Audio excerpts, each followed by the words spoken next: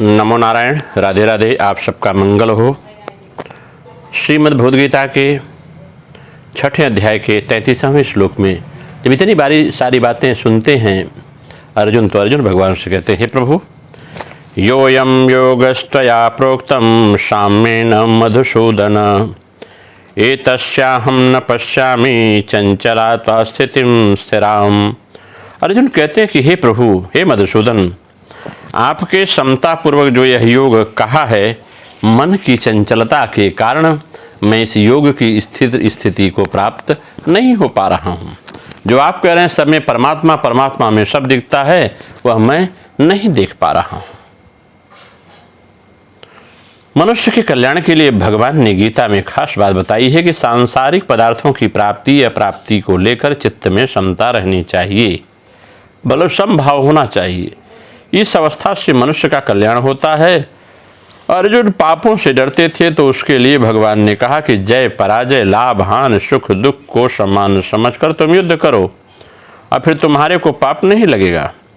जैसे दुनिया में बहुत से पाप होते रहते हैं, पर वे पाप हमें नहीं लगते, क्योंकि उन पापों से हमारी विषम बुद्धि नहीं होती, बल्कि सम बुद्धि रहती है। ऐसे ही सम बुद्धि पूर्वक सांसारिक काम करने में कर्मों से बंधन नहीं होता। इसी भाव से भगवान ने इस अध्याय के आरंभ में कहा है कि जो कर्मफल का आश्रय न लेकर कर्तव्य कर्म करते हैं, वही सन्यासी हैं, वही योगी हैं। इसी कर्मफल त्याग की सिद्धि भगवान ने समता बताई है। एतस्याहं न पश्यामि चंचला स्थितिं स्थिराम्। इसका अर्थ यह है कि अर्जुन का यह आशय मालूम देता है कि कर्मयोग से तो समता की प्राप्ति सुगम है, पर यहाँ जिस ध्यान योग से समता की प्राप्ति बताई गई है, मन की चंचलता के कारण उस ध्यान में स्थित रहना, स्थिर प्राप्त होना मुझे बड़ा कठिन दिखाई देता है। इसका अर्थ है कि जब तक मन की चंचलता का नाश नहीं होगा, तब तक ध्यान योग सिद्ध नहीं होगा, और ध्यान योग सिद्ध हुए बिना समता की प्राप्ति नहीं होगी। अगर हम इस शब्द की क्रिया योग के माध्यम से व्याख्या करें, जो प्रश्न है अर्जुन का, तो ये भाव समझ में आता है। भगवान कहते हैं कि योग के दो प्रधान विघ्न होते हैं। अर्जुन प्रश्न कर रहे हैं, अलब्ध भूमिका का और अनवस्थितत्व का, अर्थात योगाभ्यास द्वारा जो स्थिरता अवस्था प्राप्त होती है, परावस्था प्राप्त होती है, उसे प्राप्त न करना, और समय समय पर उस अवस्था के आने पर भी दीर्घकाल तक अस्थायी न होना। इसलिए साम्य भाव आकर फिर टूट जाता है। अतः साधक स्थिरा स्थिति अर्थात दीर्घकाल पर्यंत क्रिया की परावस्था प्राप्त नहीं कर सकता। तब मन में नैराश्य आता है, मन में होता है कि साधना करने से क्या लाभ होगा। जबकि स्थिरता नहीं रहती, थोड़े ही कारण टूट जाती है, तब शरीर के तेज के द्वारा जिज्ञासा होती है कि चित्त की यह समता क्या कभी अचल होगी। आगे फिर अर्जुन प्रश्न करते हैं भगवान से और कहते हैं क्या 34वें श्लोक में कि चंचलम ही मन कृष्ण प्रमाथि बलवदृढ़, तस्याहं निग्रहं मन्ये वायोरेषु दुष्करम। कहते हैं अर्जुन से कहते हैं अर्जुन भगवान से कि हे कृष्ण, मन बड़ा चंचल है, प्रमथनशील है, दृढ़ है, जिद्दी है और बलवान है। उसको रोकना मैं आकाश में स्थित वायु की तरह अत्यंत कठिन मानता हूँ। चंचलम ही मन कृष्ण प्रमाथि बलवदृढ़। यहाँ भगवान को कृष्ण संबोधन देकर अर्जुन कहना चाहते हैं कि हे नाथ, आप ही कृपा करके इस मन को खींचकर अपने में लगा लें, तो यह मन लग सकता है।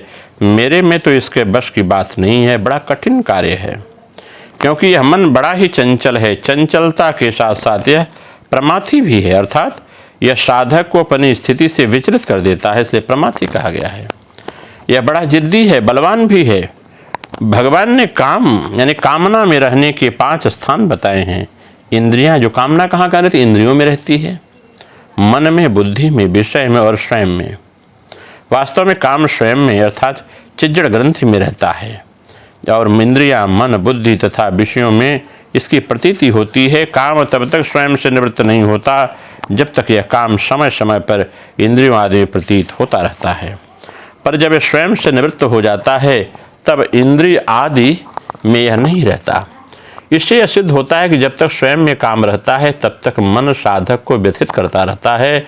अतः यहाँ मन को प्रमाथी बताया गया है। ऐसा ही स्वयं में काम रहने के कारण इंद्रियां साधक के मन को व्यथित करती रहती हैं। इंद्रियाणी प्रमाथिनी हरंती प्रसभम मनः। इसका अर्थ यह हुआ कि कामना मन और इंद्रियों में आती है, तब वह साधक को महान व्यथित कर देती है, जिससे साधक अपनी स्थिति पर स्थिर नहीं रह पाता, विचलित हो जाता है।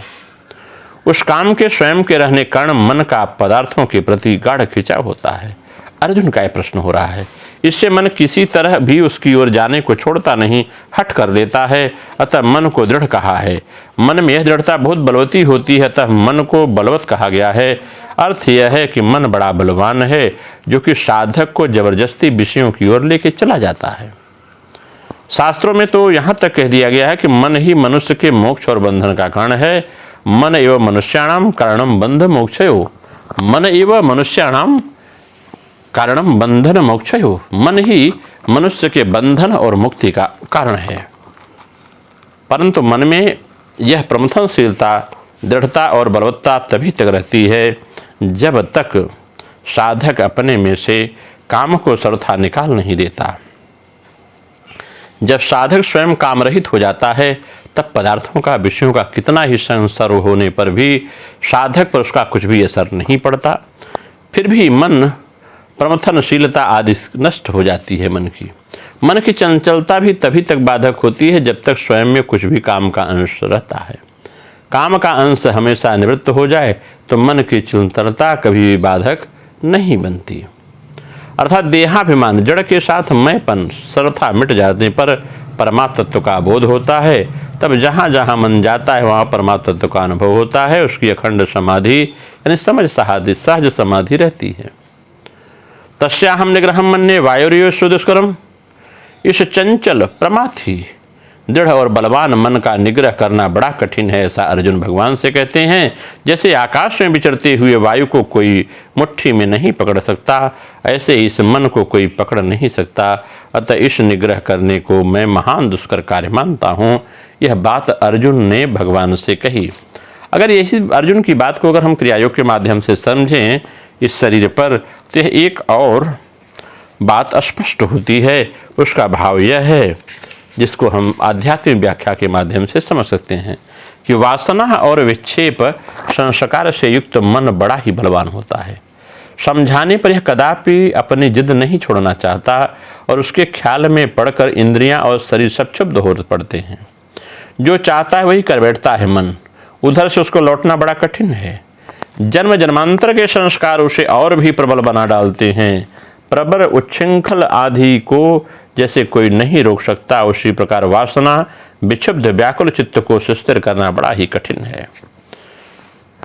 दुर्दमनीय बालक के समान यह दो वह दो कहता हुआ वह चिल्लाता है और पागल कुत्ते के समान वासना के घाव से पीड़ित होकर केवल चारों ओर दौड़ता रहता है। जैसे बच्चा है, जिद्दी बच्चा, यह कभी यह मांगे तो वह मांगेगा, वह मांगे तो वह मांगेगा, जो उपलब्ध कराएंगे उसके विपरीत मांगता है।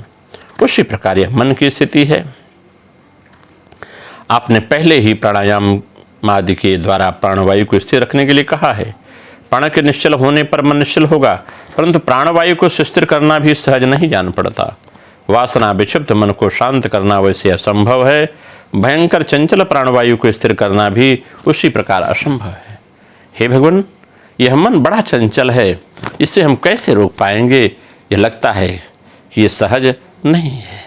नमो नारायण, राधे राधे। इसकी बात को सुनकर फिर भगवान अर्जुन को समझाते हैं। नमो नारायण, राधे राधे।